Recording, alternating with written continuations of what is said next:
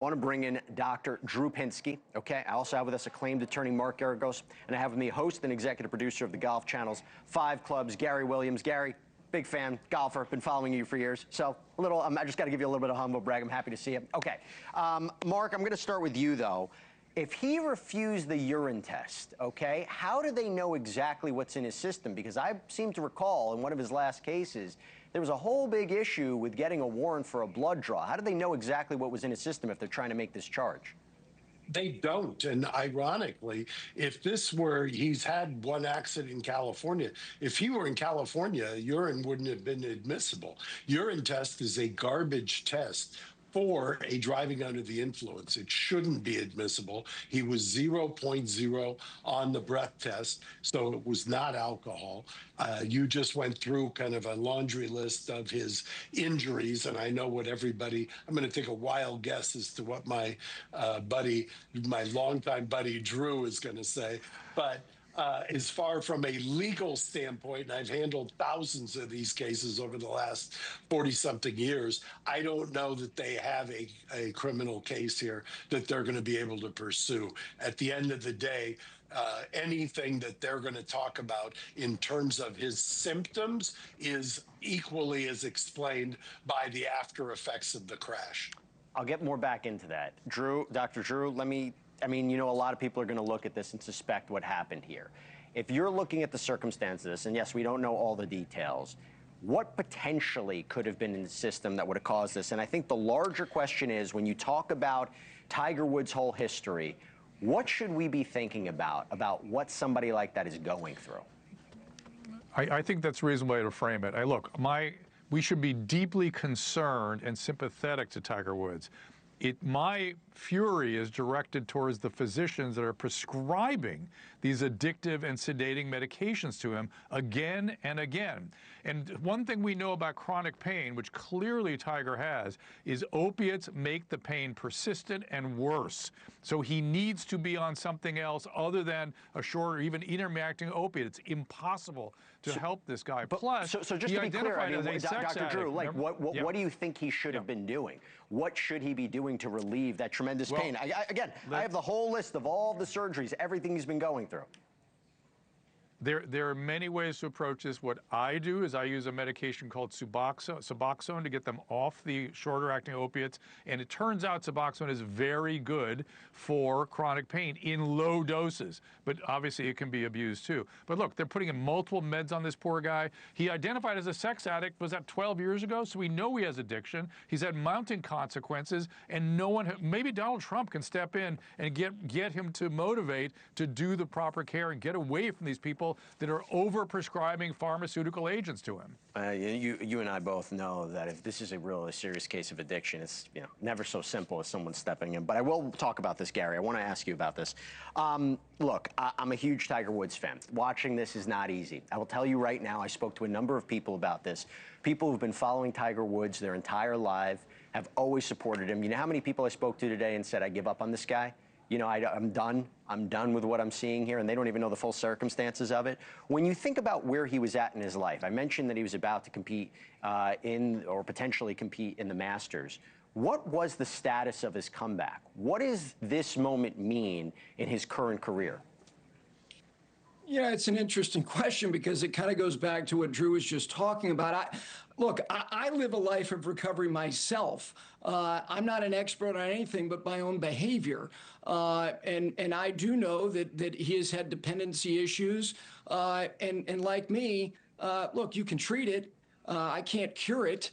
And so when it comes to his career, when people have asked me this about him coming back from all these injuries, I don't preface, what I think he might be able to do by talking about the back or the knee or the Achilles. I don't know where his state of mind is. I don't know how clear his mind is, how much peace of mind he's experiencing, how he's treating himself on an everyday basis.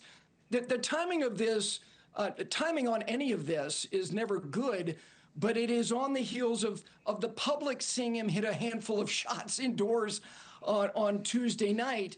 But it's also on the eve of something where the large measure of his career, including the chapter you spoke about at the top of your program in 2019. Yeah. I walked every step on that Sunday when he shot 70 and won his 5th green jacket. He's not only supposed to be there for the champions dinner, potentially play in it, but also he's been intimately involved in a new project with Augusta National for a public facility right there. So all of this, all it does is amplify what his entire life has been in the public eye: greatness and a lot of turbulence. Yep, that's a good way to describe it. Mark, I go back to you. Assuming for a moment that they can make a case, whether they get a urine draw, whether they're able to make a case based on purely the observations of the officers, do you think a judge would be sympathetic to everything we just went through, his history, what is going on? Or they say, hey, listen, you decided to get behind the wheel. Again, these are just pure allegations. We don't know exactly the circumstances surrounding it. But would a court be sympathetic to that and say, look, we're showing up right now. This is your fault. This is what you decided to do. How would a court review his past in light of what's happened? I have a suspicion, and I'm not going to say it right now as to who his lawyer will be.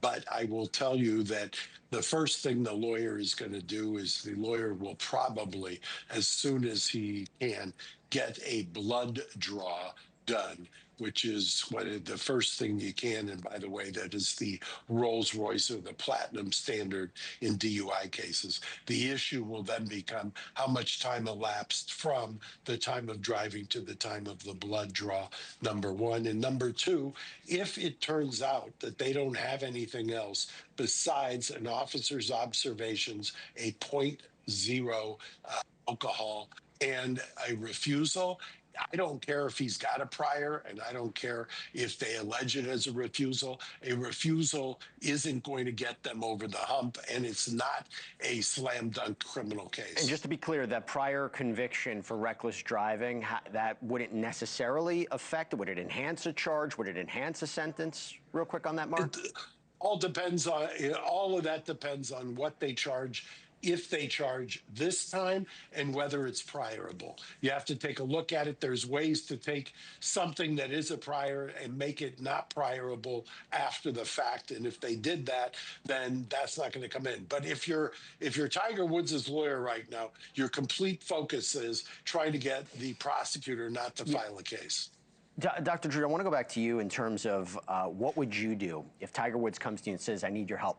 What would you advise him to do? How would you help him? And again, just going back to this, we don't really know the circumstances. We don't know if anything was in his system. We don't even know if he decided to take it, how he felt, what was going on. But again, I throw it back to you.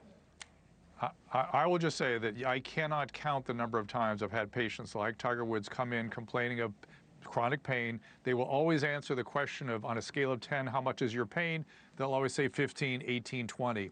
I do nothing other than get them off all the opiates and the benzodiazepines, and magically in 7 days they stop talking about and thinking about their pain. So first order of business, get him off the drugs and see what you're dealing with here. Secondly, there's no evidence he's had real treatment for addiction, and other than the sex addiction, which he at the beginning of that treatment was talking like a recovering person, he eventually stepped away from all that, and ever since he's been in and out of these sorts of problems. So we'd get him comprehensively. I don't know what has gone on so far in terms of his treatment, but we'd have to pick it up where others have left off and get a comprehensive program going here. And it would take many months to just get things going. Gary, I want to circle back for a minute. For those of us who didn't watch Tiger Woods at the height, right? You know, in the early 2000s, right? He's almost like an underdog story. He's the top, but he's almost like an underdog story. You're always rooting for him. For people who don't realize, who don't understand, oh, I kind of know Tiger Woods. Why is he such a phenomenon? Why is he such a legend the way he is? And why, even to this day, despite I told you people are turning on him, the people that I spoke to, they don't represent everybody. Why are people always rooting for Tiger Woods when there's a Masters? They want to know if he's playing. They want to know if he's going to win.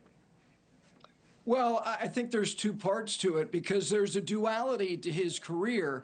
He was the most inevitable thing, not only in the sport of professional golf, but really in sports globally. He was a cultural icon because, first of all, he has a flamboyance that the sport had never seen in the electronic age. And he over-delivered when we thought he was being oversold when he turned pro at the end of 1996. He announced himself in 97. He won the Masters by 12. He won the U.S. Open by 15 just 3 years later. But then once he started suffering these injuries in 2008, but first of all, he's been coming back from injury to the points that you've made showing that full screen of all the injuries. He's been coming back from something since 2008. He's never played more than 8 majors in a row since winning that U.S. Open at Torrey Pines. So he went from the surest thing where you went out there to just simply just watch in awe to now needing you in a way where you've got to pull him across the line, that he has this underdog component to him that was amplified at the 2019 Masters more than anything else.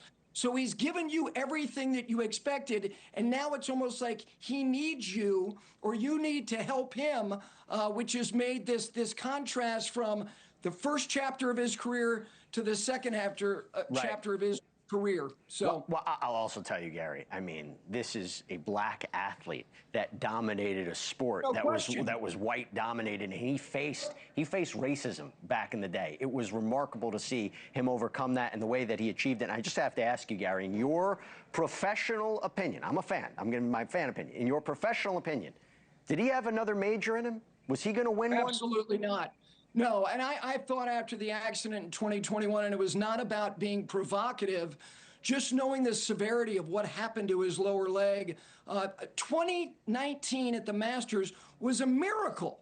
This man had his back fused, and the idea that he was going to, climb to that thin air again, even if it was in the immediate aftermath. Remember, he never had anything better than a top 25 at any major after that, and that was the U.S. Open that same year. No, there was no way that the window was slammed shut, unfortunately. I don't know. I hope you would be wrong, but I want to get some final thoughts. I'd love to be wrong. I know, and a lot of people would. Mark, I'll go to you. So we believe that Tiger is actually going to be released any moment. What happens next? What are we going to look out for? Is his attorney going to say anything?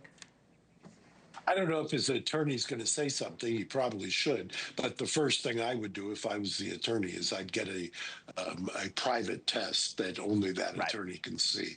And then you take him and you drive straight to get a blood draw.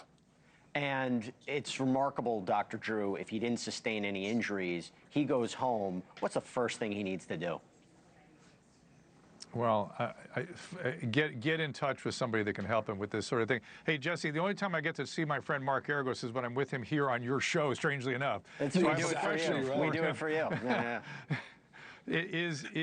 Are attorneys looking more to care for the professional management of their clients beyond the courtroom, beyond the police station, and helping these guys get on into care? Because, you and I have done stuff over the years, and I know you're exquisitely caretaking of your clients. Are others that way as well?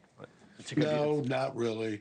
Not really. And it's unfortunate. I mean, it's really unfortunate. I always count as a success if you not only can kind of navigate the criminal system, but if you never see them again. That's a fair way. That's a fair way to end this.